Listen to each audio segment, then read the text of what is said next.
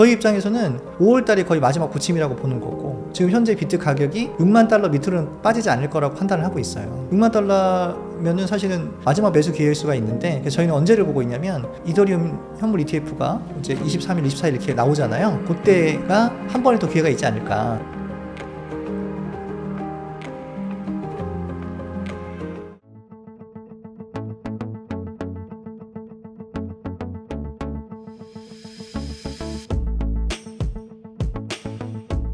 네, 안녕하세요. 저는 2017년부터 비트코인에 투자를 하고 투자자로서 삶을 살다가 새로운 도전을 한번 해보려고 책도 좀 집필을 하고 지금 이제 열심히 잘 살고 있는 안필호라고 합니다. 작가님, 비트코인이 2달간 하락 조정을 보이다가 최근 급등하고 있습니다. 비트코인 상황 어떻게 보시는지요? 그러니까 비트코인이 사실은 제가 저점을 어느 정도 찍었다고 판단을 했거든요. 저번에 이제 그 성정길 교수님 방송에서도 한번 얘기를 했었는데, 그때가 하필 근로제의 날인데 기억이 나는데 57,000 밑으로 떨어져서 56,000 가까이 간 거예요. 그래서 사람들이 도대체 어디가 저점이냐, 51,000이냐 52,000이냐 막 고민을 하고 있더라고요. 그때 제가 방송에 뭐라고 했냐면, 저는 불확실한 걸 별로 안 좋아하는 사람이니까 이제 확실하게 뭔가 말씀을 드리고 싶어서 방송 얘기를 해서 얘기했던 게 뭐였었냐면, 코인 투자를 많이 여러 번 했던 사람들하고 토의를 했어요. 방송 나가기 전에. 도대체 어디가 저점일까? 그리고 우리는 어디서부터 정말 적극적으로 사서 매수를 해야 되는 게 맞는 거지? 라고 고민을 해봤어요. 근데 저희가 봤을 때 저점이 그때 방송에서 말씀드렸었는데 57,000달러였어요. 왜냐면 블랙락이나 이런 기관들이 가지고 있는 평단이 57,000에서 58,000인 거예요. 그러면 어떤 느낌이냐면, 아니 뭐 같이 물리지 뭐 기관이랑. 나만 물린 게 아니라 전 세계적으로 다 물리는 거잖아. 그쵸. 그리고 거기에 또 매수벽도 많이 있고 있으니까 좋아. 우리는 57,000이면은 그냥 물려서 갈 거야. 56,000 되면 더 사고 55,000 되면 더 살 테니까 이때부터는 그냥 물려서 간다. 남아있는 현금을 잘 쓴다 라고 생각했는데 57,000도 반등을 하더라고요. 그래서 사실은 이제 CPI 발표가 있었잖아요. 네, 그저께였었죠. 그때 저는 어떻게 생각했었냐면, 그날 9시 반에 발표한다고 그래가지고 목요일날, 수요일날 제가 딱 대기하고 있었어요. 떨어지면 사야지. 저는 어떻게 생각하고 있었냐면 6만 달러까지는 떨어질 수 있겠다. 떨어지면 바로 사야지. 왜냐하면 PPI가 생산자 물가지수가 좀 높게 나왔잖아요. 그래서 CPI가 조금은 높게 나올 줄 알았거든요. 그래서 좀 출렁할 줄 알았는데 생각보다 너무 잘 나왔던 거예요. 그래서 추매를 못 했거든요. 지금 보면 이제 65,000달러를 지지하고 있는데, 사실은 65,000달러를 지지하면 이제 상방이 좋거든요. 근데 나쁠 이유는 없는데 5월달까지는 유동성을 걷어가는 달이거든요. 아직까지는 양적 긴축을 하고 있는 달이에요. 근데 6월달부터는 양적 긴축을 줄인다고 그랬고, 유동성을 공급한다고 그랬고, 국채를 바이백한다고 그랬고, 그죠? 정책적으로 뭔가 유동성을 계속 주고 있거든요. 그러니까 저희 입장에서는 5월달이 거의 마지막 고침이라고 보는 거고, 지금 현재 비트 가격이 6만 달러 밑으로는 빠지지 않을 거라고 판단을 하고 있어요. 그래서 사실은 6만 달러면은 사실은 마지막 매수 기회일 수가 있는데, 그래서 저희는 언제를 보고 있냐면, 이제 우리 이더리움 현물 ETF가, 그죠? 뭐 이제 23일, 24일 이렇게 나오잖아요. 그때가 한 번에 더 기회가 있지 않을까. 저희는 요번에 승인이 안 된다고 보고 있잖아요. 거의 뭐 되면 너무 좋은데 안 될 거라고 보고 있으니까, 그때 이제 안 되면 실망 매물이 나올 수 있거든요. 그러면 그때가 조금 약간 출렁거릴 때 지금 제가 남아있는 현금을 그때 다 쓰겠다. 저는 이제 5월달 이내에 모든 코인을 추매를 끝내겠다. 이제 포트 구성을 끝내겠다고 생각을 하고 있는 거죠. 그리고 이제부터는 그냥 맞고 가겠다. 왜냐면 6월달부터는 유동성이잖아요. 저는 이제 위험자산, 비트코인도 사실 위험자산이니까, 위험자산은 사실은 유동성에 민감하니까 유동성을 주면 제일 좋은 게 비트거든요.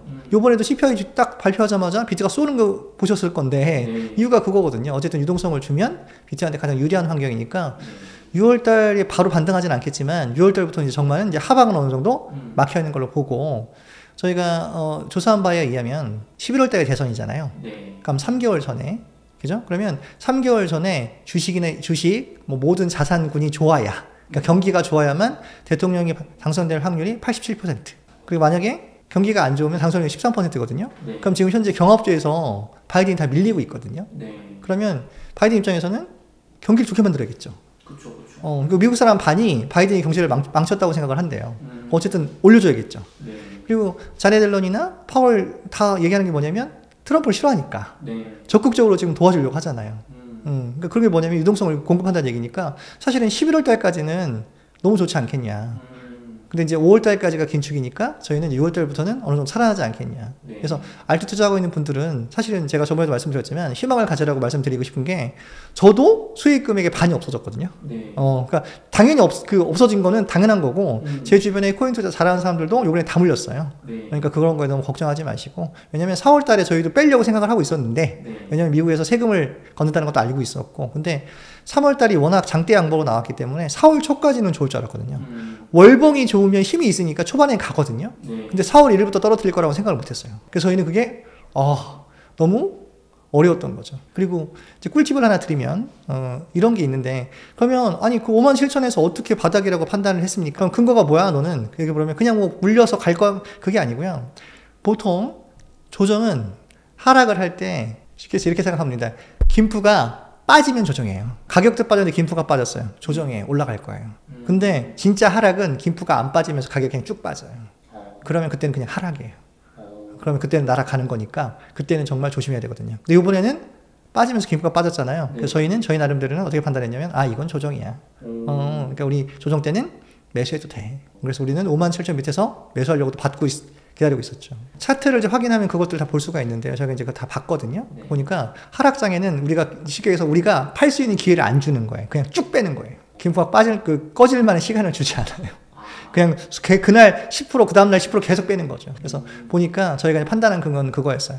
차트랑 나중에 김프 차트를 이제 확인해 보시면 저희가 이제 확인한 바로는 김프가 빠지면서 같이 빠지면 조정일 확률이 높고 김프가 안 빠지면서 그냥 계속 빠지면 하락인 경우가 너무 많았거든요. 그래서 저희가 5만 7천 때 분석한 바로는 그거였어요. 그래서 저희는 이때는 그냥 조정이다. 걱정하지 않고 일단 물려서 가겠다라고 판단한 거죠. 그렇죠. 저희가 2021년에 11월 달에 제가 이제 올 매도 하고 나왔을 때 어떤 느낌이 나왔냐면 파월 형님이 우리 금리 인상 할 거예요. 금리 인상이 뭐죠? 유동성을 빨아가게 되는 거죠. 없어지죠. 그러면 이때부터는 시중에 돈이 줄어들기 때문에 위험 자산부터 떨어질 거 아니에요. 그래서 그때 저는 비트를 다 팔은 거죠. 근데 잘 탈출했죠. 저는 거의 귀에서 팔았거든요. 근데 이제부터는 말씀드렸지만 이 책에 나와 있는 봄, 여름, 가을, 겨울이 있잖아요. 네. 그때 겨울의 시작이었죠. 근데 겨울의 끝이 언제인지는 모르니까 2023년, 그러니까 작년 1월 달부터는 이제 비트 매수를 시작을 한 거죠. 우리나라 돈으로, 그죠? 원화 4천만 원부터 사기 시작했죠. 왜냐면 언제부터 봄이야? 3월 1일부터 봄이에요? 그건 모르잖아요. 그죠? 그렇죠. 추위가 가시고 따뜻해지면 봄이긴 한데 정확한 시기는 모르잖아요. 그럼 저희는 그냥 4천만 원부터 사서 물려 들어가겠다고 판단을 한 거죠. 그래서 4천만 원에 사고 3천에도 사고 2,100에도 사고 계속 사는 거죠. 그래서 평단을 3천에 맞추겠다. 이유는 뭐냐? 우리는 1억을 봤어요. 네. 이번 사이클에서 무조건 1억은 간다. 그럼 내가 평단을 3천만 원에 맞추면 3배의 수익은 있다. 네. 이 정도는 됐지 뭐. 그러니까 무조건 평단은 3천에 맞춘다. 대신 겨울에는 비트만 산다. 왜냐면 알트의 변동성이 너무 크니까. 그러니까 이런 원칙들을 세우고 투자를 하면 수익은 따라오겠죠. 대신 아무도 관심이 없는 봄에 사야 되는 거죠. 2023년에 아무도 비트에 관심이 없었거든요. 네. 왜냐면 화록정인데 누가 비트를 사겠어요. 근데 아무도 관심이 없고 공포 탐욕 지수라는 게 있거든요. 네. 거기 보면 다 공포, 극단적 공포 그거거든요. 그러니까 우리의 원칙은 뭐냐면 공포나 극단적 공포에 사면 무조건 수익이다. 지금처럼 탐욕이 땅에 있으면은 불타기는 할 수 있겠지만 수익이 좀 떨어지겠죠. 그렇죠. 그러니까 아무도 관심이 없는 우리는 봄에 산다. 그러니까 봄은 매직 기간이다. 이렇게 생각하시면 됩니다. 이더리움 ETF 승인이 거절될 가능성이 있는 23일, 24일. 이더리움 ETF 승인이 거절되면 가격 하락이 좀 있을까요? 제가 볼 때는 큰 하락은 없을 것 같은데 그래도 어쨌든 실망 매물이 좀 나오면 네. 어쨌든 그 횡보나 아니면 상승은 아닐 것 같아서 네. 조금은 부침이 있지 않을까 싶어서 그날 떨어지길 약간 사실은 좀 바라는 것도 있죠. 왜냐하면 그날 마지막 매집을 하려고 지금 기다리고 있으니까 이제 올 매수하려고 하는 거죠. 그럼 이제 월급 타는 건 조금 살 수 있지만 이제 남겨놓은 현금이 있잖아요. 네. 이제 그건 다 쓰겠다는 거죠. 말씀드렸지만 아까 유동성의 공급이 6월 달부터 진행이 되고 네. 5월까지는 긴축이 시작된다고 그랬잖아요. 그러니까 긴축이 5월까지는 이제 유동성을 빨아가는 구간이고 네. 6월부터는 이제 유동성을 주는 구간이잖아요. 그러니까 6월 달부터는 저희는 하방이 막혀 있다고 보는 거죠. 이제 6월부터는 어느 정도 횡보미 상승이라고 보는 거죠. 5월 달까지만 힘들 거다. 저희는 그렇게 생각하고 있습니다. 나는 비트코인으로 인생을 배웠다 책에서 오히려 비트코인의 기관들의 유입이 늘어나고 본격적으로 참여하기 시작한 지금이나 증권사 은행에서 암호화폐 관련 서비스가 본격적으로 시작되고 난 이후 비트코인 버블이 발생할 가능성이 있다고 생각한다. 그러니까 모든 버블은 기관이 들어온 다음에 발생을 하거든요. 그러니까 개인 자금은 생각보다 그렇게 자금이 크지 않잖아요. 기관 자금이 본격적으로 들어와야만 버블이 발생할 수가 있거든요. 그러니까 지금 블랙락의 ETF 자금 뭐 이런 것들 보면은 생각보다 기관 자금이 많지 않아요. 기관 자금이 한 5%, 개인 자금이 95%라고 얘기를 하거든요. 그러니까 지금 현재 뉴스를 보면은 이제 지금 기관이 들어온다고 하잖아요. 네. 뭐 미국의 위스콘신주 뭐 그런 데서도 이제 퇴직이죠. 자금을 관리하는 것들부터 시작해서 이제부터 이제 뭐 여러 가지 연금들이 들어오려고 하는 거잖아요. 그런 연금들, 즉 기관이 들어와야 보험이 커지는 건데 아직은 그 초기 단계라고 보는 거죠. 그래서 제가 뭐 2억 원 확정이라고 얘기를 하는 이유가 뭐냐면 기관이 들어오면 2억 원 확정이거든요. 그러니까 아직 기관이 전부 다 들어오질 않은 거죠. 저는 이번 상승장에서 2억 원 확정이고 3억 원 선택이라고 생각을 하는데 3억까지 가면 급격한 하락이 있을 거거든요. 네. 그러니까 이제 2억 정도 되면은 이제 우리가 판단을 해야 돼요. 우리가 어디까지 할 건지. 저 같은 경우는 그래서 이번에 2억을 넘어가게 되면 이제 제가 주식에서 이제 알트를 팔 거 아니에요? 네. 아니면 코인을 팔잖아요. 그럼 다시 현금화한 자산은 코인을 사지 않으려고 해요. 들어오면 그냥 계좌로 빼는 거죠. 제가 이제 어느 정도 수익률을 목표로 한 게 있잖아요. 제가 이번에 투자한 금액이 만약에 1억이다. 네. 난 1억 갖고 5억을 만들고 싶어. 그죠? 그럼 딱 5억이 되면 그냥 다 빼고 나가려고요. 왜냐면 모르겠어요. 왜냐면 이게 예전처럼 사이클이 정확하게 맞지는 않지만 사이클이 있잖아요. 네. 근데 이번에는 대통령이 정말 누가 될지도 잘 모르겠고, 그 다음에 사이클이 지금 ETF 때문에 좀 당겨진 것도 있고 하니까 조금은 사실은 좀 보수적으로 투자를 해야 되지 않나. 아직 개인들의 포모가 오지도 않았고, 구글 검색량이라든가 아니면 그죠? 개인 투자들이 들어온 양이라든가 기관이 들어온 거라든가 아직 없었거든요. 제대로 된 불장이 한 번도 없었으니까 제대로 된 불장을 만나면 지금보다 당연히 2배는 더 가겠죠? 그러니까 이제 그 시가총액이라는 걸 계산을 해야 되잖아요. 그러니까 이제 비트코인도 어느 정도 시가총액이 있으니까 이제 어느 정도 올라가게 되면은 기관들도 어느 정도 수익 실현을 하게 되거든요. 네. 그럼 그때서는 3억 정도가 이번에 마지막에 되지 않을까.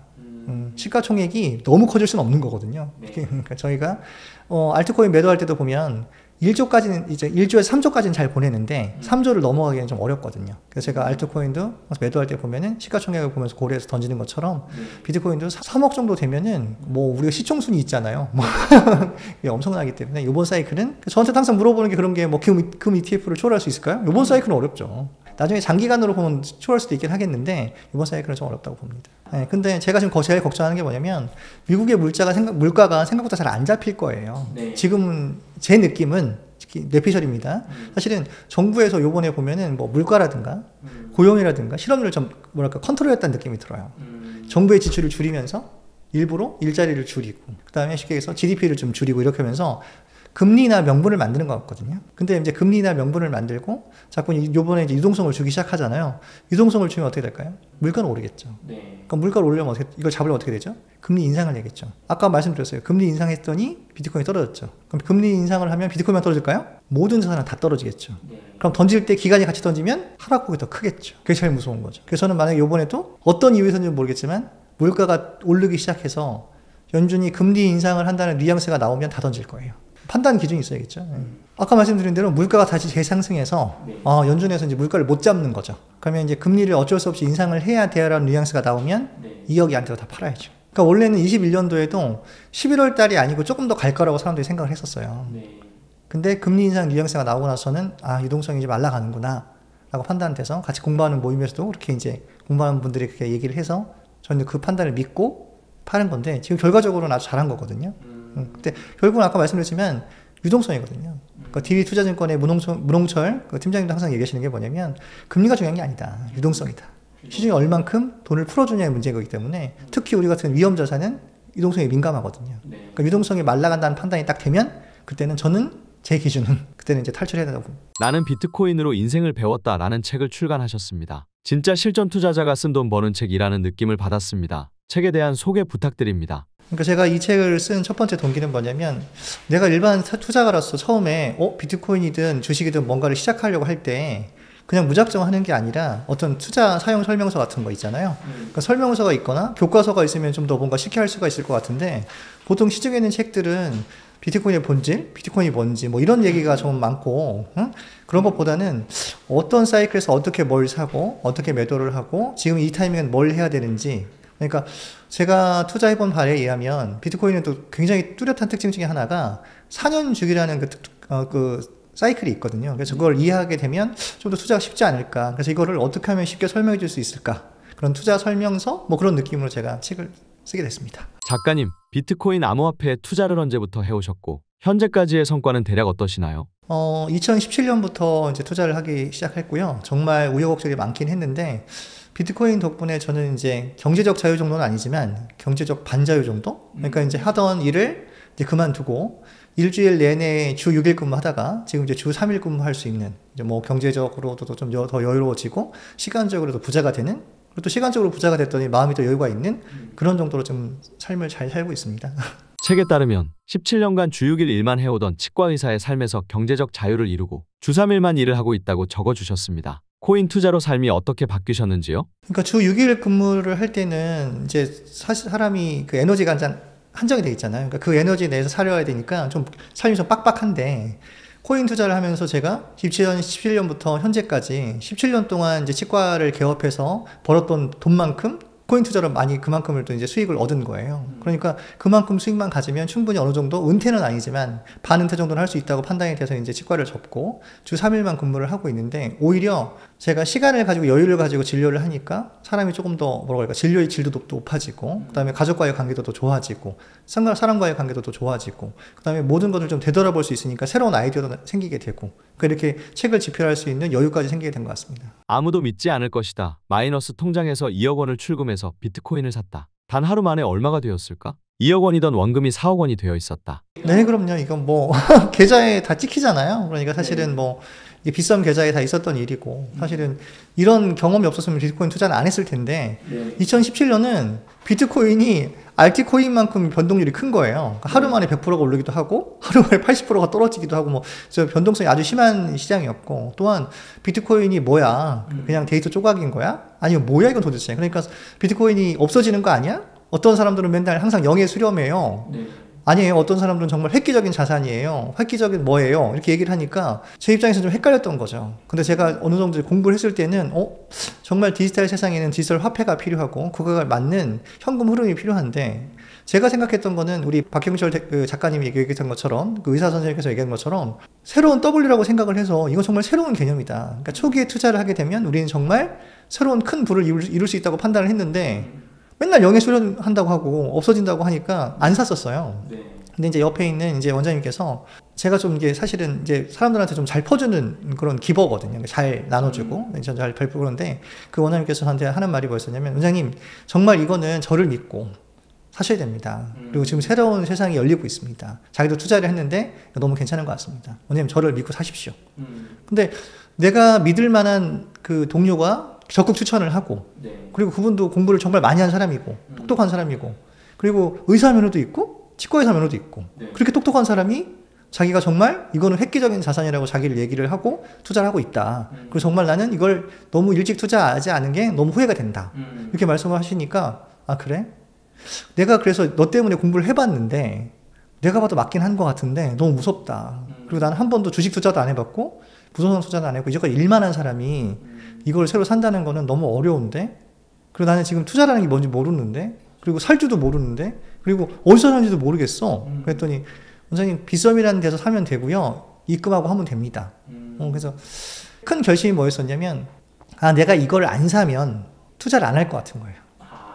그리고 나의 삶 자체가 지금 이거 너무 이제 요즘 그런 얘기 하잖아요. 근로소득은 노답이야. 그러니까 근로소득 가지고는 뭔가 할 수 없어. 근데 사실은 사람들이 볼 때는 치과에서 하면 굉장히 돈을 많이 벌 것 같은데 생각보다 그렇지 않거든요. 왜냐하면 세금이라는 거 그리고 굉장히 좀 이제 어려운 것 중에 하나가 의료계 관행 중에 뭐가 있냐면 4대 보험료를 직원들 거를 원장이 다 내줘야 돼요.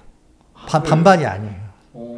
그리고 월급을 만약에 쉽게 얘기해서 위생사들 월급을 300만 원이야 라고 하면은 4대 보험 다 떼고 주는 게 아니라 그냥 딱 순수하게 네트라고 하는데 딱 300만 원을 줘야 돼요. 그럼 4대 보험 다 주고 세금 다 내주는 상태에서 300만 원을 내줘야 하기 때문에 저희가 비용 처리가 안 되는 부분들이 있어요. 그러니까 사실은 제가 수익 금액을 만약에 뭐 제가 1년에 3억 벌었어요 라고 신고를 하지만 그 중에는 비용 처리하지 못한 그런 비용들이 숨겨져 있으니까 사실은 더 많이 못 버는 거예요. 근데 그거를 17년 동안 하다 보니까 내가 이렇게 노력한 거에 비해서 얻은 게 많이 없고 그 다음에 임플란트 수가가 지금 보면은 뭐 39만 원, 49만 원 하는 데도 있고 50만 원 하는 데도 있고 뭐 100만 원들이 있지만 계속 수가가 떨어지는 거예요. 그래서 내가 노력하는 거에 비해서 정말 이거는 쉽지 않은 시장이다. 나도 뭔가를 판단을 해야겠다. 근데 현재 2017년도에 수가는 계속 내려갈 것이고 인건비는 올라갈 것이고 그럼 자영업은 힘들어질 것이고 그럼 내가 뭔가를 판단을 해야겠는데 이때 내가 만약에 이거 비트코인을 사지 않으면 새로운 자산을 제가 절대로 투자하지 않을 것 같은 거예요. 그래서 정말 큰 결심을 하고 2억을 버릴 생각으로 뭐 말도 안 되는 얘기지만 그때 당시 어떤 느낌이었냐면 난 정말 새로운 시장에 담그려면 세게 담궈야겠어. 그래서 이제 마이너스 통장에 있는 2억을 그날 투자를 한 거죠. 근데 세상은 정말 믿을 수 없는 기적들이 벌어지는데 하루 만에 2억이 4억이 되는 그런 기적들. 아무도 안 믿을 건데 저희 이제 직원들은 그때 다 있었으니까 그 직원들이 이제 서로 말도 안 된다 이건. 이거 어떻게 이게 2배가 되냐. 근데 생각을 해보세요. 머릿속에 하루 만에 2배가 됐잖아요. 그러면 그 다음 날은 어떻게 될까요? 또 2배 되겠죠. 그 다음 어떻게 되겠죠? 이렇게 생각이 드니까 이게 못 파는 거예요, 욕심이. 그래서 작가님 그 책에 이어서 보면은 네. 지금 이런 경험을 한다면 나는 반은 매도했을 것이다. 경험이 없던 나는 그냥 안 팔기로 했다. 결과는 놀라웠다. 하루 만에 4억 원이 2억 3천만 원이 되었다. 1억 7천만 원이 사라진 것이다. 그러니까 투자는 경험인데 지금처럼 제가 투자를 만약에 오래 했다면 변동성이 큰 시장에서는 반드시 급등이 있으면 급락이 있거든요. 그러니까 급하게 오른 자산은 당연히 조정이 오게 돼 있으니까 100%의 상승이 왔다면 나머지 그 거시적인 경제도 좀 보고 차트도 보면서 분석을 했을 거예요. 과연 내일 더 얼마큼 갈 수 있을 것인지. 그러면 가장 불안할 때는 어떻게 되냐면 반을 팔면 되거든요. 원금을 빼는 거죠. 그러면 이제 이익금만 있으니까 만약에 얘가 떨어져도 남아있을 거 아니에요. 이게 가장 좋은 전략이거든요. 급등하는 거에서는. 근데 그때는 투자를 처음 해봤잖아요. 뭘 할지 모르겠는 거예요. 그랬더니 그냥 하루 더 내버려 뒀더니 1억 7천만 원이 없어졌죠. 그러면 이틀 만에 3천만 원을 번 거잖아요. 그 1년 연봉을 본 거거든요. 웬만한 사람들은. 그래도 기분이 나빠. 왜 1억 7천만 원이 없어졌으니까. 보험을 해지하고 적금을 중도 해지해서 마지막으로 물타기를 한다. 200만 원이었던 이더리움이 20만 원이라니. 절호의 기회다. 울면서 기도하며 물을 탔다. 역시 슬픈 예감은 틀린 적이 없다. 이더리움이 9만 원까지 하락한다. 이제 더는 희망이 없다. 이더리움 200만 원에서 9만 원까지 95% 폭락할 때의 물타기 경험도 적어주셨는데요. 어떤 판단으로 투자하셨었고 당시 어떤 심정이셨는지요? 그러니까 저희 생각은 일단은 뭐 주식으로 따지면 삼성전자가 있고 SK 하이닉스가 있잖아요. 그럼 얘는 SK 하이닉스 정도 되는 거거든요. 왜냐면 이제 무조건 비트코인이 가면 이더리움은 따라오잖아요. 사람들한테 그러면 너 암호화폐에 대해서 아는 거 뭐 있어? 그럼 비트코인, 이더리움 두 개나 알잖아요. 그러니까 그냥 양대 산맥이거든요. 그러면 최소한 이더리움은 살아남는다고 생각을 한 거죠. 왜냐면 비트코인은 그냥 자산 가치, 화폐 가치만 있지만 효용 가치라고 해서 뭐 어디다 쓸 건데? 근데 이더리움은 쓸 데가 있거든요. 그 밑에 뎁들도 있고 거기서 개발도 하고 막 하니까 저희가 생각할 때는 오히려 비트코인보다 이더리움이 조금 더 가치가 있다라고 판단을 한 거예요. 그래서 2등 자산이니까 설마 없어지진 않겠지. 근데 200만 원이 150만 원 되면 싸죠. 왜 이렇게 싸다고? 그러니까 또 물을 타죠. 100만 원이 되잖아요. 아유, 긍정적인 마인드. 반값 세일이잖아. 그럼 또 타죠. 50만 원이 됐어요. 아유, 이건 뭐 이럴 기회가 더 있겠어. 더 이상 어떻게 떨어질 수가 있겠어? 바닥이라고 생각을 하죠. 타죠. 근데 이제 정말 20만 원이 된 거예요. 이제 90%가 이제 거의 떨어진 거잖아요. 그때 어떤 느낌이냐면 그러니까 없어지진 않을 거니까 이제 있는 거 없는 거 이제 다 적금도 깨고 보험도 깨고 내가 할 수 있는 현금화하는 걸 모든 걸 다 현금화해서 넣었죠.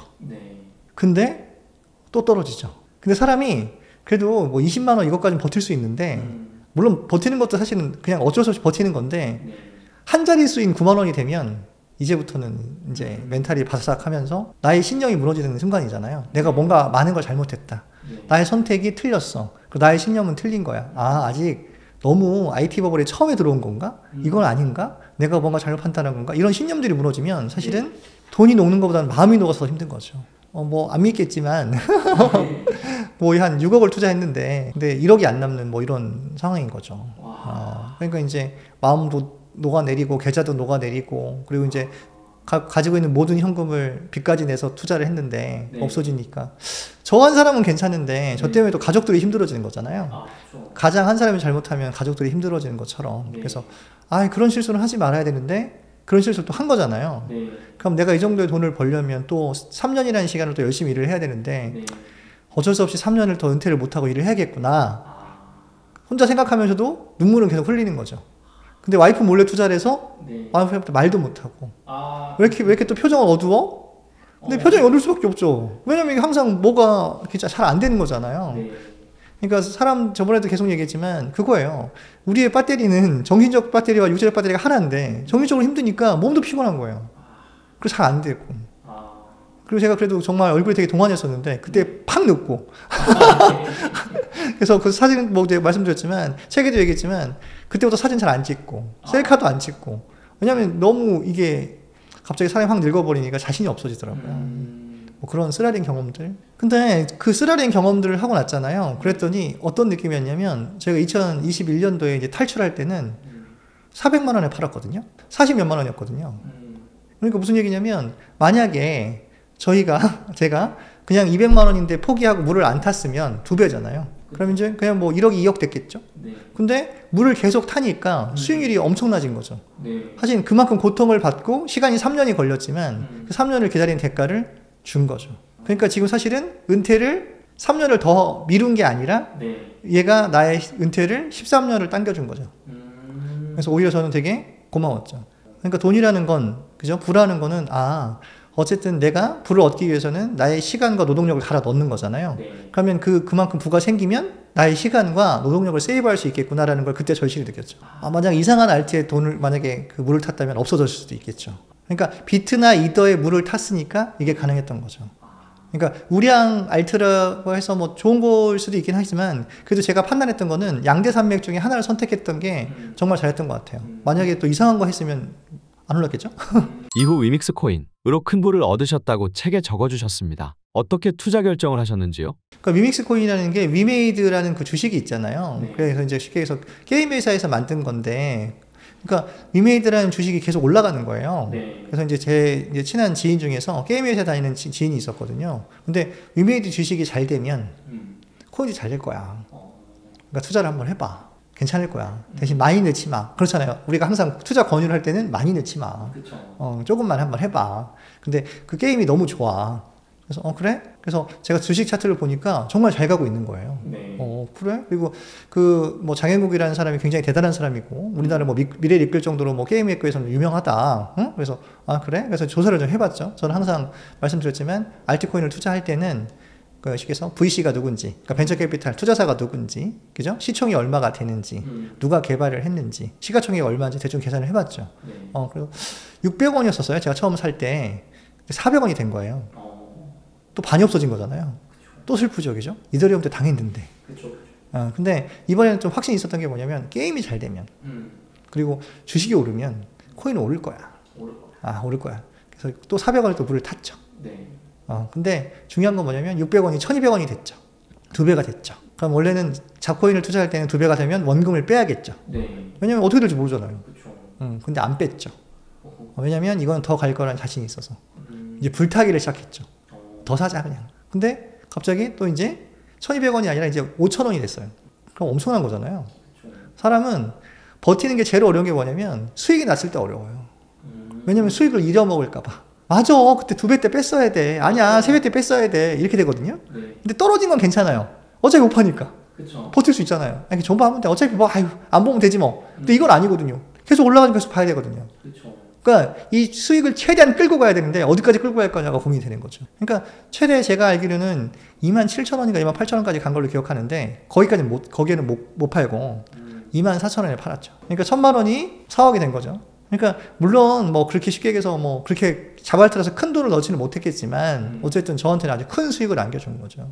근데 그때 배운 게 뭐냐면 내가 확신이 있는 알트는 물론 비트에 큰 돈을 넣는 게 맞지만 네. 확신 있는 알트는 어느 정도 비중이 있게 넣어서 버티면 큰 수익을 줄 수 있겠구나라는 걸 배운 거죠. 작년인가요? 2,000원 밑에 사가지고 네. 4,000원에 팔고 2배 수익을 내고 팔았거든요. 네. 그 위믹스는 일단 나오면 좀 사고 싶은? 지금도 사실은 2,000원 초반대인 것 같긴 한데 2,000원 밑으로 떨어지면은 그냥 어떤 느낌이냐면 아들 같은 느낌? 너무 이뻐. 그래서 얘는 좀 사도 되지 않을까 그런 생각이 듭니다. 애착이 가는 코인? 나는 비트코인으로 인생을 배웠다 책에서 비트코인, 이더리움, 알트코인 순으로 가격이 오른다고 적어주셨습니다. 이러한 사실을 바탕으로 비트코인, 이더리움, 알트코인 순서로 암호화폐 투자를 해야 가장 높은 수익률을 기대할 수 있다. 일단은 비트가 모든 코인의 대장이거든요. 그래서 비트코인이 차지하는 비중을 제가 도미넌스라고 얘기한다고 했잖아요. 그러니까 도미넌스가 높다는 얘기는 비트코인이 쭉 상승한다는 얘기거든요. 처음에 상승장은 비트코인이 쭉 이끌어요.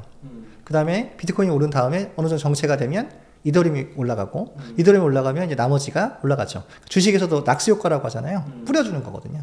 일단은 큰 시총이 먼저 오르고 자발차가 오르는 거랑 마찬가지거든요. 근데 이런 순서를 알면 처음에 뭐부터 사냐면 비트부터 사면 되겠죠. 네. 그리고 비트가 어느 정도 멈추면 비트를 팔아서 이더리움 사고 그 다음에 이제 알트를 사고 이렇게 넘어가면 되는데 이런 사이클을 이해하지 못하면 우리는 투자를 하러 왔을 때 가장 중요한 거는 비트 갖고 투자를 꼭 해서 비트로 무조건 다 수익을 내는 게 아니고 우리는 투자를 했다는 첫 번째 이유는 뭐냐면 수익을 극대화하는 거잖아요. 그렇죠. 그러니까 내가 어떤 코인으로 수익을 내든 아무 상관없어요.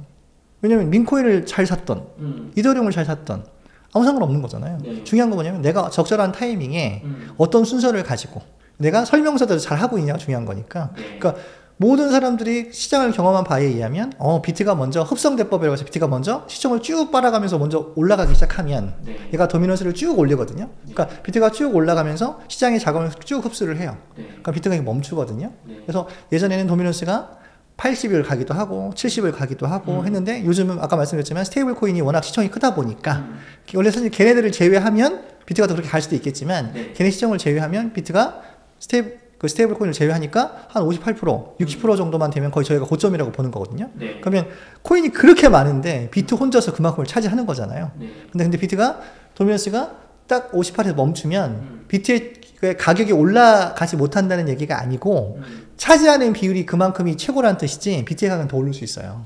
근데 대신 도미넌스가 떨어져도 비트 가격이 오를 수가 있거든요. 근데 문제는 뭐냐면 그 낙수 효과에 의해서 그 돈들이 어디로 가냐면 이더리움과 알트코인으로 가는 거죠. 그러면 우리는 비트코인이 더 오를 수도 있지만 비트코인이 오르는 폭보다 이더나 알트가 오르는 폭이 더 크니까 우리는 수익률을 극대화하기 위해서 뭘 사야 되냐?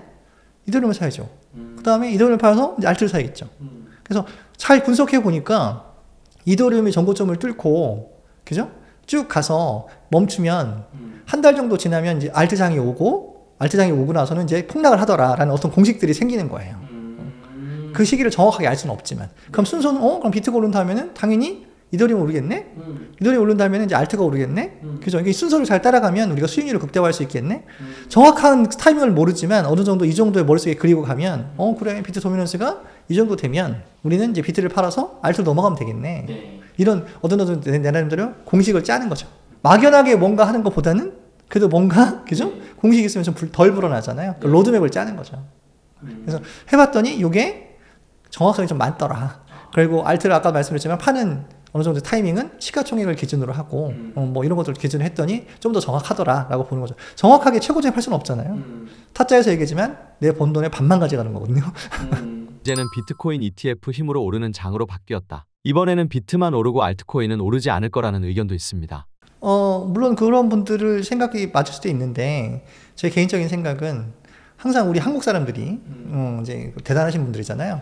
알트 거래량의 1등 대한민국, 네. 최대 거래량 1등 대한민국, 알트 거래량은 업비트에서 거의 뭐 1등 뭐 대한민국 이런 거잖아요. 그러니까 그런 것처럼 알트는 그 장이 안 올 수 없는 이유가 뭐냐면 벤처 캐피탈이라고 해서 투자사들이 있거든요. 네. 대형 알트들이 아직 안 나온 것도 되게 많아요. 그럼 걔네들은 투자를 했잖아요. 수익을 걷어가야 되거든요. 반드시 알트장을 만들어내야 된다고 판단합니다. 아직 안 왔어요. 그리고 말씀드렸지만 비트가 오르면 낙수 효과라는 게 있거든요. 반드시 비트가 도미넌스가 높을수록 더 좋은 거야 알트 입장에서는. 왜냐면 내가 알트가 떨어지니까 기분 나쁜 게 아니라 많이 올라갈수록 돈을 저한테 더 많이 뿌려주니까 네. 반드시 알트장 온다고 보거든요. 그래서 그리고 또 금리 인하가 좋은 게 뭐냐면 금리 인하는 전체적인 모든 사람들 수혜가 가거든요. 네. 그럼 투자에 여력이 생기고 그러니까 그 돈들이 알트로 들어오고 일반 사람들한테 비트코인 1억인데 살까요? 쉽지 않을걸요. 그러면 저 같아도 내가 만약에 1,000만 원 있으면 비트보다는 그죠? 좀 위험하더라도 수익을 더 많이 가더라도 알트가 눈에 들어오지 않을까요? 그래서 이거를 해칭하는 수단이 이더리움을 반을 사라고 했던 이유 중에 하나가 그런 거니까. 지금 시점에 이더리움 투자는 괜찮다고 보시는지요? 전고점을 아직 안 뚫었고요. 근데 나는 정말 위험이란 건 1도 싫다. 그러면 비트코인을 사야죠. 근데 사실은 위험이라는 게 정말 싫다. 그러면 사실은 미국 주식 중에서 좋은 걸 사야 되지 않을까요? 코인 시장에 들어왔다는 얘기는 그래도 나는 조금 변동폭이 크고 큰 수익을 노리고 들어왔다면 지금 비트가 벌써 9천만 원이 이 시점에서 3억을 가도 그죠? 수익률 200%고 2억을 가도 어쨌든 100%인데 조금 더 큰 수익을 노린다면 그래도 그 중에 안전한 것 가운데 이더리움이 괜찮지 않을까. 그러니까 저는 뭐 다른 방송에도 말씀드렸지만 초안전 자산은 코인계에서는 비트코인이죠. 안전 자산은 이더리움이죠. 그리고 3등부터 50등까지가 저는 이제 위험 자산. 그 다음에 초위험 자산은 이제 50등부터 나머지. 그러면 안전 자산은 딱 이더 하나 있거든요. 네. 그러면 이더는 알트코인의 성질도 가지고 있고 비트코인의 성질도 가지고 있다고 판단하니까 오를 땐 또 올라주고 또 안전 방어력도 좋고 앞으로 만약에 내가 1,000만 원 가지고 3,000만 원의 수익을 올릴 수 있다. 괜찮지 않나요? 너무 위험하지 않게. 그래서 저는 이더리움이 괜찮지 않나. 그래서 뭐 다른 방송에도 얘기했었는데 한 개만 투자해야 돼. 그럼 이더리움이죠. 솔라나는 어떻게 보시는지요? 좋죠. 미국에서 지금 밀어주고 있거든요. 근데 이제 말씀드렸지만 위험을 해정하는 수단에서는 그래도 2등이 낫지 않나. 근데 안전하게 이제 마음이 편하잖아요. 네. 제가 아까 위믹스 얘기도 말씀드렸고 뭐 다 했지만 물타기에서 내가 만약에 이더리움에 안 타고 다른 거에 탔으면 이 자리에 없지 않을까요? 장기 투자할 가치가 있는 알트코인은 어떻게 선별해야 할까요? 시총이 일단 50위권 안에 들어와야 되고요. 왜냐면 너무 시총이 작으면 변동폭이 너무 크잖아요. 네. 그러니까 이제 위험한 거죠. 네. 그리고 지금 트렌드에 맞아야겠죠. 네. 지금 트렌드가 아까 말씀드렸지만 인공지능, RWA잖아요. 네. 거기에 맞는 코인 중에서 시총이 어느 정도 되고, 그죠? 그다음에 투자 세대를 또 봐야겠죠. 벤처캐피탈 누가 붙었는지, 네. 개발자 잠깐 보고. 그래서 이 정도면은 1년씩 끌고 갈 수도 있겠는데, 네. 예를 들어 말씀드리는 거예요. 자, 니어 프로토콜을 샀어요. 네. 오우, 개발자도 좋고, 그다음에 얘네들은 지금, 그죠? 물량 풀린 것도 거의 90% 이상 풀렸고, 그리고 인공지능 AI도 묻어 있고, 그럼 이런 것들은 1년 끌고 갈 수 있죠. 네. 그 이제 판단을 하는 거죠. AI 중에서 거의 대장이니까. 네. 그리고 얘네들은 계속 올라갈 거라고 보는 거니까. 그러니까 그렇게 해서 1년도 투자할 수 있는 거죠. 대신 자발트, 50위권이 넘어가는 거는 한두 달 만에 끝내거든요. 네. 그런 것들은 아까 말씀드렸지만 2배 올라가면 원금 뺀다든가, 뭔가 작전을 세워야겠죠. 그러니까 서두에 말씀드렸던 것처럼 앞에서 만약에 비트코인이 그때 100%가 올랐어요. 지금 같으면 원금을 잘랐죠. 그죠? 그러면 그렇게 떨어져도 네, 왜냐면 원금을 뺐잖아요. 근데 그때는 그냥 원금하고 그 수익을 다 맞아버리니까 그러니까 이제 그런 것들은 이제 경험인데, 그러니까 제가 투자를 좋아하는 첫 번째 이유 중에 하나가 뭐냐면 나이 먹은 사람이 젊은 사람과 싸워서 이길 수 있는 거는 경험이 바탕이 된 경기만 이길 수 있거든요. 뭐 체스나 이런 것들 것처럼. 그래서 투자는 경험이 굉장히 중요하다는 거. 그래서 저는 요번에 말씀드렸지만 제가 번 수익금의 반이 날라갔지만 네. 아예 뭐 그럴 수 있지 뭐 한 이유는 뭐냐면 예전에 95%도 맞아봤는데 뭐 아유 이렇게 되는 거죠. 그러니까 아까 말씀드린 대로 만약에 1,000만 원이 있다면 이더리움을 빼고 500만 원 남았다고 쳤잖아요. 그럼 인공지능 코인을 3개를 선택한다고 한다면 50위권 안에서 하나를 선택해야 되겠죠. 그래서 이제 쉽게 해서 아까 니어나 월드 같은 걸 아까 추천했던 것 뿐이고요. 그 다음에 이제 중간 거. 그다음에 패치 AI라든가 뭐 이런 것들이 있거든요. 그다음에 이제 만약에 더 이제 500위권으로 넘어가고 정말 위험한 것들, 뭐 이런 것들인데, 뭐 나중에 보면 뭐 델리심이나 이런 것들이 있는데, 그러니까 여러 가지 코인들이 여러 가지가 있거든요. 그러니까 그 중에서 자기가 선택을 해야죠. 내가 시총을 기준으로, 그래, 이 정도면 안전해. 사실 10위권이 제일 안전하겠죠. 근데 이제 10위권 중에서, 쉽게 해서 인공지능이 뭐가 있지? 그럼 20위권에는 뭐가 있지? 이렇게 판단을 하는 거죠. 네. 그래서 그 중에서 3분의 1, 그 다음에 중간과 3분의 1, 아주 유명한 3분의 1. 저는 이렇게 투자를 하는데, 그게 본인 선택인 거예요. 네. 그러니까 나는 그냥 인공지능 테마 중에서 너무 그냥 자발트는 버리고 50위권 안에서 2개 선택할 거야. 좋죠. 내가 대신 위험을 끌어안는 것만큼 수익은 얻어갈 수 있는 거니까. 네. 이건 본인이 판단을 하셔야죠. 보유하신 이더리움, 알트코인 언제 매도하실 계획이신가요? 매도 신호가 궁금합니다. 이제 앞에서 말씀드렸지만 정책인 거죠. 저는 거시적인 걸 되게 많이 보는데 미국에서 유동성을 걷어갈 거예요. 이제는 이제 더 이상 돈 안 풀어요.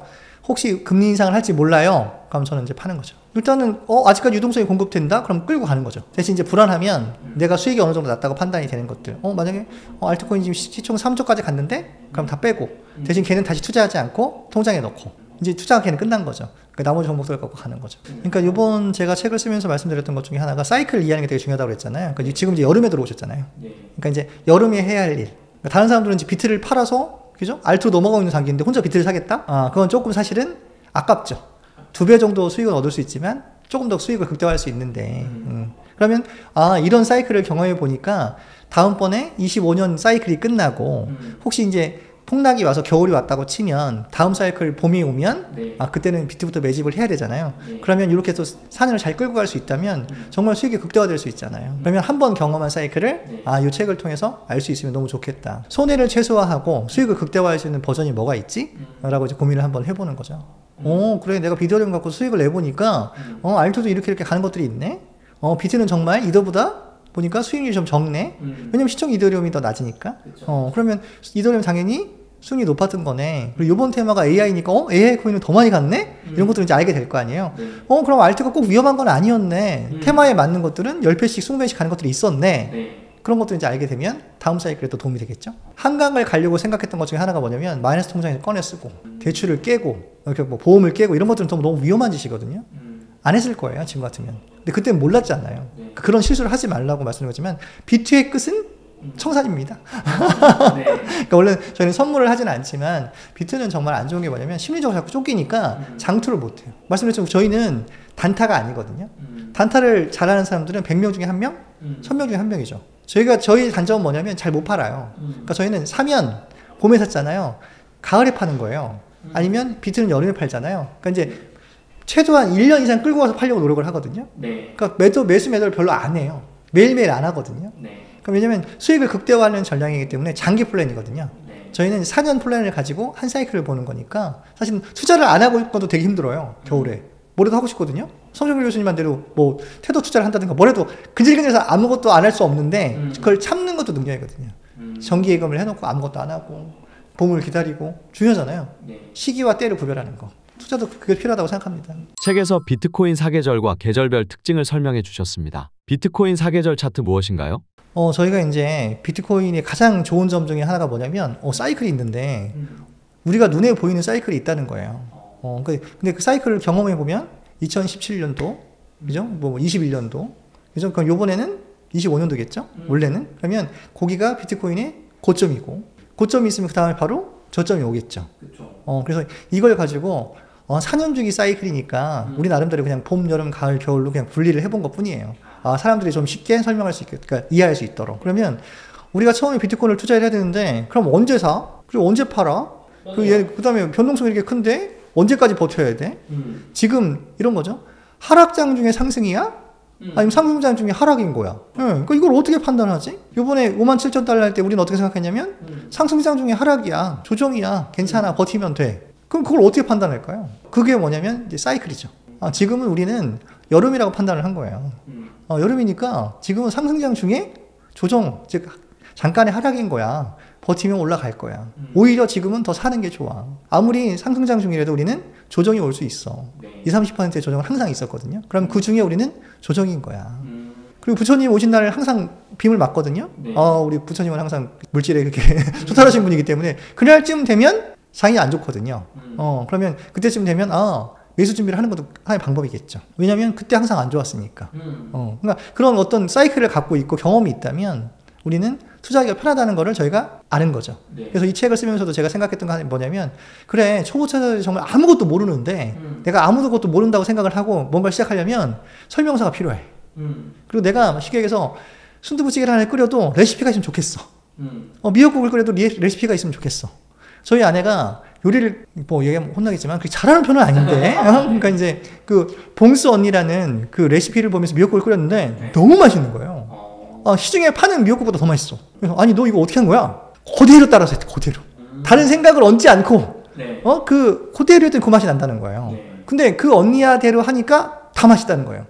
자기가 이전까지 지금 다 맛있다고 해준 게 언니야가 해다는 대로 그대로 했다는 거예요. 재료 똑같이 쓰고. 그러면 우리가 최소한 그 사람하고 똑같은 맛을 낼 수 없을지언정 비슷하게 맛을 낼 수 있잖아요. 네. 그러면 우리가 이 사이클을 알고 이해한다면 큰 수익, 100% 수익은 아닐지 모르겠지만 어쨌든 수익은 낼 수 있는 거잖아요. 손실은 내지 않고. 그러면 이런 교과서를 만들면 되겠다. 근데 보니까 4년 주기 사이클이 거의 비슷하게 가는데 네. 2017년도에도 그랬고 21년도에도 그랬고 그럼 24년, 5년도에도 그러지 않을까? 21년도에도 어떤 말이 있었냐면 4년 주기 사이클이 안 갈 거야. 안 가면 어떡할 거야? 근데 그럼 투자한 게 잘못된 거 아니야? 근데 우리는 그걸 믿고 했거든요. 믿고 예적을 했는 거니까. 근데 우리는 한 사이클 더 경험을 했더니 경험이 또 생겼잖아요. 그렇죠. 그랬더니 23년 작년에 아무도 관심 없는 그 봄이란 그러니까 쉽게 해서 그 계절을 저희가 선정한 그때 비트를 매집하기 시작했죠. 확신이 있었던 거죠. 사계절은 반복돼. 겨울이 가면 봄이 오는 거야. 그럼 수확할 수 있는 가을도 올 거 아니야. 그럼 가을 가격은 우리는 비트는 1억으로 보는 거야. 그럼 우리는 1억이니까 평단만 잘 맞추면 충분히 수익을 얻을 수 있어. 그러니까 아무도 관심 없는 봄부터 매집을 하자. 네. 그럼 봄은 언제야? 이렇게 생각하면 되죠. 겨울은 최고점을 찍고부터 최하점까지가 아까 말씀드린 대로 겨울이에요. 네. 근데 최고점, 최하점을 맞출 수 있나요? 못 맞추죠. 시간이 지나고 나니까 최하점인 것 뿐이죠. 그리고 아까도 말씀드렸지만 언제부터 봄이야? 3월 1일부터 봄 하자. 그게 아니거든요. 지금쯤 되면 봄일 거야. 지금 좀 따뜻해지기 시작했어. 그러면 사기 시작할까? 네. 당연히 물리겠죠. 네. 당연히 물릴 거예요. 그렇죠. 그렇죠. 근데 물려가면서 사는 거죠. 용기 있게. 음. 봄은 항상 파란불이에요. 수익이 없어요. 수익이 없다. 네, 근데 봄이 제일 길어요. 1년이 넘어요. 네. 그 기간 동안에 계속 파란불이에요. 아. 언제 오르지? 언제 오르지? 안 올라요. 근데 우린 그걸 알고 있죠. 네. 그냥 매집 기간인 거예요. 네, 그냥 산다. 1억이 갈 거니까 우린 4천만 원부터 사서 아까 말씀드린 대로 평단을 3천에 맞추는 거다. 그럼 세배 수익은 날 거니까. 우리가 데이터로 보면은 사실은 고점 대비 80 몇 프로, 70 몇 프로가 떨어지거든요. 네. 그러니까 원래는 3천만 원부터 사는 게 맞는 거였어요. 근데 우리는 미리 매집을 시작을 한 거죠. 1억을 봤으니까. 그리고 그때는 또 시가총액이 좀 커졌으니까 좀 덜 떨어질 수도 있어. 그러니까 안전하게 사자. 그러니까 8,600만 원이었었는데 최고점이 4천만 원부터 사도 될 거야. 대신 4천만 원 때 많이 안 사고 조금 사고 3천만 원 때 더 많이 사고 2,500만 원 더 많이 사고 2,100만 원 더 많이 사고 평단을 맞추는 거죠. 그리고 만약에 2,100만 원이 최하점이었지만 15,000원, 그러니까 1,500만 원 갔으면 더 많이 샀겠죠. 2,100만 원 사고 이제 안 떨어지고 2,500만 원 됐네? 그럼 2,500원 또 사고. 그래서 평단을 계속 맞추는 거죠. 그래서 저희 작전은 그거였어요. 비트코인 평단을 3천만 원에 맞춘다. 그때가 봄이죠. 그러면 이제 여름은 뭐냐? 자, 그러면 이제 우리가 이렇게 생각하면 되죠. 반감기부터 이제 비트코인 최고점을 뚫는 순간까지 저희가 이제 여름이라고 하는데, 이번에는 반감기 전에 비트가 정고점을 뚫었죠. 네. ETF 때문에. 6개월 정도 당겨졌다고 얘기를 하는 거거든요. 대신 알트는 비리비리 하잖아요. 그쵸. 네, 그러니까 얘네들은 사이클대로 간다고 보는 거예요. 그리고 이더리움도 지금 전혀 우리가 원하는 대로 안 가고 있죠. 네. 그러니까 비트만 땡긴 거라고 보는 거거든요. 왜냐하면 기관의 수요가 비트에 집중돼 있으니까. 네. 기관의 수요는 ETF는 다 비트만 샀으니까 그쵸. 얘만 땡긴 거거든요. 그러니까 나머지는 비슷하게 갈 거라고 보는 거죠. 그다음에 이제 뭐 우리가 생각하는 이제 제일 좋은 게 이제 알트 시즌이 가을이거든요. 네. 비트가 이제 전고점을 뚫고 이제 알트가 펌핑하기 시작하고 이더리움이 전고점을 뚫고 이런 거 과정들. 근데 참 슬픈 건 4년을 투자하잖아요. 네. 기쁜 시간이 6개월밖에 없어요. 우리가 정말 상승으로 와 내가 돈 이렇게 많이 벌어도 돼? 이런 환희찬 순간은 6개월밖에 없어요. 근데 그 4년을 잘 버티면 좋은 6개월이 오는 거죠. 알트는 10배 가는데 2달밖에 안 걸려요. 정말 10배 가는데 2달도 안 걸려요. 10배 가는데 한 달? 2달이면 끝나는 거거든요. 불꽃을 확 튀길 때 빼는 거죠. 아까 말씀드렸지만 그럼 언제 빼? 시가총액을 가지고 3조까지 잘 보내니까 3조 정도 되면 팔 생각을 하는 거죠. 그리고 정말 너무 잡코인이야. 와 얘는 정말 밈코인이야 요즘. 밈코인은 2배 되면 무조건 뭔가 빼야 됩니다. 무섭잖아요. 밈코인의 장점을 말씀드릴까요? SEC의 규제를 안 받아요. 걔는 증권이고 뭐가 없잖아요. 그냥 만든 거니까. 그쵸. 복권 개념이에요.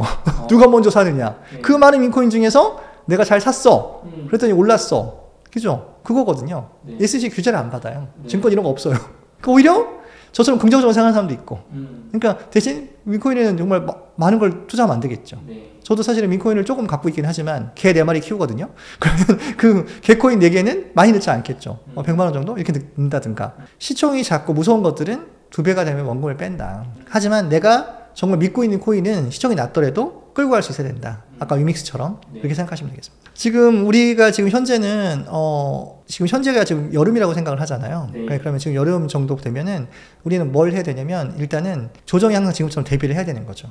지금 이제 상승장 중인 거잖아요. 네. 그러니까 이제 저희 입장에서는 봄에 비트를 잘 매집을 했어요. 그러면 여름에 이제 가죠. 그러니까 이제 비트가 이제 쭉 갈 거예요. 그러면 이제 비트를 언제 팔아서 알트로 넘어갈 거지? 라고 생각을 해야 되는 거죠. 작전은 2가지예요. 나는 그냥 비트를 끝까지 다 먹을 거야. 근데 비트는 예전에는 아까 말씀드렸지만 2017년도에는 변동폭이 컸어요. 하루에 100%도 올랐다가, 그죠? 80% 떨어졌다가. 근데 시가총액이 커지면 어떻게 된다고 그랬죠? 변동폭이 작아져요.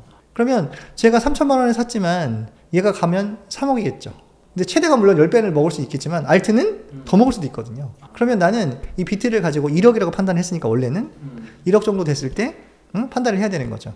그래서 이걸 판단하는 기준이 도미넌스라는 게 있죠. 비트가 시가총액에서 차지하는 비율이 있거든요. 옛날에는 뭐 70%도 가고, 그죠? 뭐 80%도 가고 했는데 지금은 그 시가총액이 60%를 넘어가기 힘든 이유가 스테이블 코인이 있어요.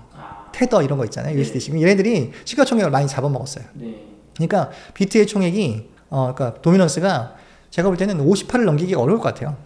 그래서 저는 58이 되는 순간 사실은 비트를 다 팔려고 생각하고 있거든요. 근데 제가 볼 때는 58이 안 될 수 있으니까 저의 작전이에요. 뇌피셜. 제 생각입니다. 따라하시면 안 되고 제가 하는 방법이에요. 그냥. 네. 저는 이제 5월 말 정도 얼마 안 남았어요. 제가 이제 비트를 3분의 1을 갖고 있죠. 네. 3분의 1이 알트고 3분의 1가 비트인데 비트를 다 팔아서 이제 알트로 넘어갈 생각입니다. 그럼 알트 뭐 사야 돼요? 그럼 판 거의 반은 이더를 사야겠죠. 그 나머지 반을 이제 알트를 배분하면 되겠죠. 네. 근데 아까 말씀드렸지만 저의 작전은 지금 저희가 평단을 3천에 맞췄어요. 네. 1억이 됐죠. 네. 그럼 비트를 3배의 수익이 있었으니까 1억 갖고 3억을 만들었으면 1억을 빼죠. 지금 저 원금을 뺐습니다. 그럼 이제 3분의 2가 남아있잖아요. 네. 근데 2억이 있는 거죠. 네. 근데 지금 1억이 날라갔죠. 1억만 남았다고 생각하면 됩니다. 근데 그 중에서 이제 남아있는 비트를 팔아서 나머지 알트로 조절을 할 건데 그 나머지 알트 중에서 반이 좀 그래도 그나마 안전한 이더리움이라고 생각하시면 됩니다. 원금을 빼놨기 때문에 마음 편하겠죠. 아, 이건 이제 먼저 투자한 사람들의 여유라고 봐야겠죠. 근데 지금부터 이제 원금을 들어가기 시작하면 네. 보수적으로 가야 되는 거죠. 그런 분들은 일단은 이제 지금부터 시작할 거야. 네. 그러면 지금 벌써 비트의 시즌이 끝난 거죠. 아, 지금 저 같으면 비트는 안 사고, 네. 그러면 비트 안 사면 뭐 사야 돼요? 이더리움을 사야죠. 음. 상대적으로 믿음이 많이 안 갔거든요. 네. 그 전고점을 아직 안 뚫었거든요. 그러면 이더리움은 솔라나에 많이 밀려서 안 좋은 거 아니에요? 그럴 수 있어요. 근데 블랙락이 뭐라고 했냐면 토커나 펀드를 출시하면서 비들이라는 이더리움 기반으로 했거든요. 네. 나중에 이더리움 기반에 자꾸 뭔가 토커나 펀드를 하게 되면 이더리움이 최대 수혜자가 될 수 있어요. 그럼 결국 이더리움이 또 비트가 2억 하면 2천만 원은 가겠죠? 네. 그럼 이제 500만 원이 2천만 원 되는 거잖아요. 나쁘지 않죠. 더 갈 수도 있는 거죠. 비트가 3억 가면. 그러니까 안전하게. 자, 뭐 어제도 제가 다른 이제 뭐 방송에 얘기를 했었는데, 자, 1,000만 원 갖고 이제 시작하려고 그래. 와, 이제 처음 어떻게 해야 되지? 뭘 사야 되지? 이제 고민이 많겠죠. 네. 나 이제 처음으로 이제 뭐 이 책 읽고 뭔가 해보려고 하는데요. 잘 모르겠어요. 근데 여름이라고 하니까 이제는 비트는 안 된다고 하니까 이제는 이더부터 먼저 사긴 해야겠는데 그럼 어떻게 살까요? 그러면 사실은 이더리움을 반을 사야 된다고 그랬잖아요. 네. 왜냐면 이더리움이 원금을 보장해 주는 거예요. 왜냐면 이더리움은 내가 500만 원을 만약에 1,000만 원에서 500만 원 이더리움을 사면 2배는 갈 거 아니에요? 2배는 가는 건 거의 뭐 지코인 하는 사람들 다 알고 있거든요. 이번 사이클에서. 그러면 원금 보장된 거잖아요. 그렇죠. 그럼 500만 원은 위험하게 써도 되겠죠. 네. 원금이 보장되니까. 심지어 이더리움이 조금 더 가면 수익이 날 수도 있겠죠. 그럼 이거는 내 인생에서 참패는 아니잖아요. 그렇죠. 그러니까 이거는 아주 좋은 전략인 거죠. 안전한 거 반, 위험한 거 반으로 가는 거죠. 그럼 이더리움 그럼 500만 원 언제 사요? 저 같으면 요번 달에 다 사는데 네. 그러니까 어쨌든 좀 나눠서 사야 되는데 요번 달에 반은 사야겠죠. 왜냐면 요번 달이 잘 안 좋다고 그랬잖아요. 그죠? 네. 그러니까 250만 원 요번 달 이내에 사고 그다음에 6월 달에 또 봐서 또 반을 사고 그래서 평단을 500 이하로 맞추면 되겠죠. 네. 그래서 이더리움을 사고 나머지 이제 5개 중에서 5개 중에 뭘 살까요? 가장 핫한 게 AI, RWA잖아요. 그렇죠. 실물 자산의 토크나 아니면 인공지능이잖아요. 그러면 인공지능이 지금 제가 볼 때는 RWA보다 좀 더 세요. 네. 그럼 인공지능 코인을 3개를 고르는 거죠. 그래서 100만 원씩 넣으면 되겠다. 네. 그리고 RWA를 2개를 골라서 100만 원씩 넣으면 되겠다. 이렇게 생각하면 되겠죠. 그럼 3개를 또 뭘 사요? 그러면 인공지능 코인 중에서 시총이 큰 게 있고 중간게 있고 그 다음에 시총이 작은 게 있겠죠. 그게 나눠 사다 보면은 수익률도 배분이 되겠죠. 그러니까 서로 뭔가를 나눠서 하면 되겠죠. 시총이 큰 거 뭐가 있나요? 그러면 니어 프로토콜이 있고요. 월드가 있고요. 시총이 큰 것들이 있어요. 그럼 그 중에서 선택을 하면 되겠죠. 네. 중간 것도 고르면 되고 이렇게 해서 인공지능이 테마니까 트렌드를 따라가는 게 좋겠죠. 그러니까 이제 저희가 뇌피셜이니까 꼭 이렇게 하라는 얘기가 아니고 제가 제 생각에는 이렇게 해서 나눠서 하면 좀 더 안전하게 알트 투자를 할 수 있지 않을까라고 생각이 듭니다. 비트코인을 적립식으로 장기간 매수하는 의견에 대해서는 어떻게 생각하시는지요? 봄에서부터 시작해야죠. 어디까지? 전고점까지. 지금 만약에 비트코인을 적립식으로 산다고 하면 수익률이 제 생각에는 50%? 왜냐면 지금 사실은 뭐 9천만 원부터 사기 시작하는 거잖아요. 네. 그러면 이제 2억 정도라고 치면은 쪼개면은 평단이 1억 5천 나오지 않을까요? 그리고 말씀드렸지만 금리 인상 할 거야, 네. 아니면 경기가 안 좋아질 거야라고 뭔가 그저 연준이 액션을 취하면 나와야죠. 네. 안 팔고 계속 끌고 가면 그거 다 하락 맞는 거예요. 그럼 그때 또 타면 되지만 수익이 급격하게 줄어들겠죠. 이 책을 쓴 이유가 뭐냐면 말씀드렸지만 그런 위험을 피하라고 써준 거잖아요. 그럼 겨울이 찾아오면 도망가야죠. 초멘탈 가지고 괜찮아. 어차피 이거 30억 가는 거니까 나는 끝까지 가져갈 거야. 멋있죠. 근데 대신 그 하락을 다 맞아야죠. 내가 1억에 샀는데 비트코인이 5천만 원이 되는 것도 견디고 4천만 원이 되는 것도 견디고 무슨 말씀 아시겠죠? 다 견뎌가면서 계속 산다면 너무 좋죠. 근데 저는 그렇게 안 사고 겨울이 지나간 다음에 봄부터 살 건데 그건 이제 본인들의 판단인 거죠. 네. 제가 책에 써놨는데 쉽게 해서 적립식 투자의 정석은 제가 써놓은 저희 이제 직원 얘기 네. 그게 정석이거든요. 2024년 5월 16일 지금은 비트코인 사계절 중 어디에 해당할까요? 지금 여름이죠. 지금 본격적인 상승이 아직 오지 않았다고 데이터들이 계속 나오고 있거든요. 구글 검색량을 보든지 아니면 뭐 장단기 투자자들의 뭐 그 비율을 본다든지 뭐든 보면은 지금 상승장에 제가 볼 땐 3분의 1 정도라고 보는 거예요. 그러니까 사실은 요번에도 적극적으로 살려고 했던 이유가 뭐냐면 아직 상승이 끝나지 않았어요. 그리고 알트장이 한 번도 안 하고 끝난 적이 없어요. 그리고 지금 대선이 있잖아요, 뒤에. 유동성을 공급해주고 돈을 주겠다는데 사실은 지금 무서워서 도망가면 너무 억울하지 않을까요? 그래서 이전까지 버틴 시간이 너무 아깝잖아요. 아주 긍정적인 말씀을 드리면 작년에 비트코인 아무 때나 샀어요. 무조건 수익. 대신 안 팔았으면 손해볼 수도 있겠죠. 작년에 아무 때나 사서 갖고 있으면 수익이에요. 그렇지 않을까요?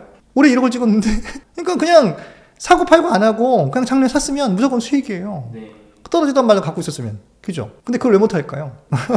중요한 거는 투자는 말씀드렸지만 멘탈과 타이밍.